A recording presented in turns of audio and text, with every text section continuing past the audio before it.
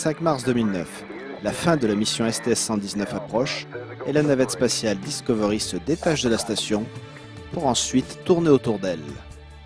Une vidéo est réalisée et c'est l'occasion pour nous de faire une visite guidée du complexe orbital.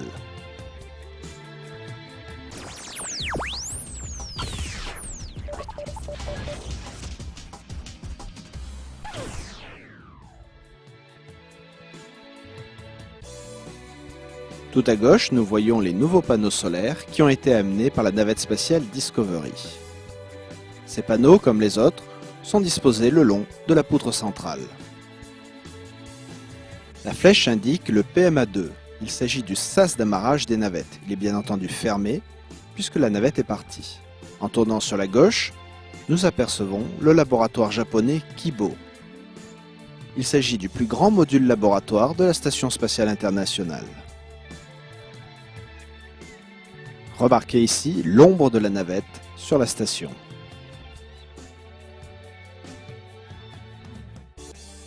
Face à Kibo, le module laboratoire Columbus.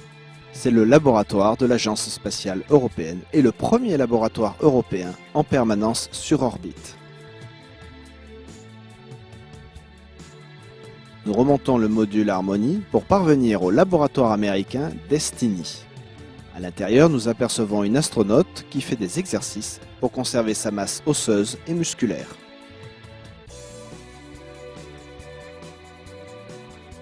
Nous remontons maintenant vers le module Unity, sorte de jonction entre les parties américaines et russes de la station. Avant de continuer, intéressons-nous à ces panneaux. Ce ne sont pas des panneaux solaires, ce sont des radiateurs. C'est ainsi que la station se débarrasse de la chaleur excessive. Accroché au module Unity, nous remarquons le SAS Quest. Il est employé pour toutes les sorties en scaphandre qui utilisent des combinaisons américaines. Nous remontons enfin un PMA de jonction pour parvenir au module russe Zarya. Mais avant de continuer, nous allons regarder vers le bas, c'est-à-dire vers la Terre.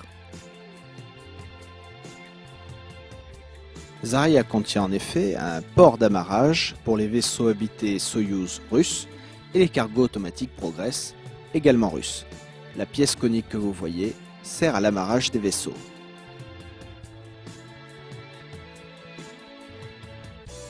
Nous allons maintenant remonter le module Zarya. Ce module de service fait aussi office d'entrepôt.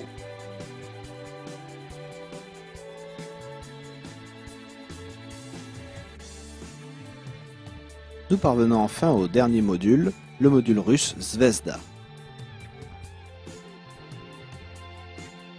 Ce module comprend également un port d'amarrage pour les vaisseaux Soyouz et Progress. Nous allons donc regarder vers le bas, c'est-à-dire vers la Terre. Mais on constate un module supplémentaire, il s'agit du SAS Pierce, SAS utilisé pour les sorties dans l'espace avec des combinaisons russes.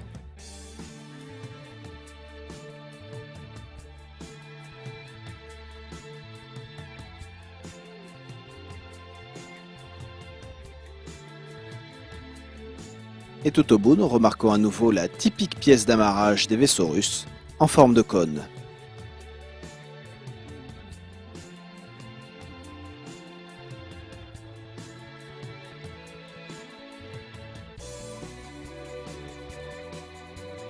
Nous parvenons désormais au cœur du module Zvezda, qui constitue les principaux quartiers de vie des différents équipages de l'ISS.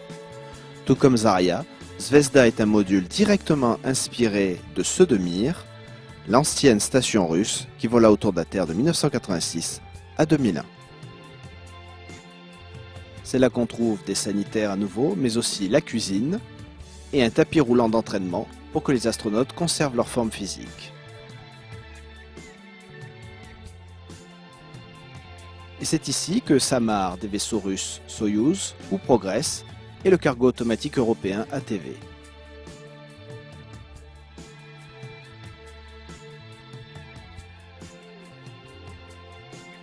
Cette vue de la station nous a été fournie par l'équipage de la mission STS-119, commandée par Lee Archambault.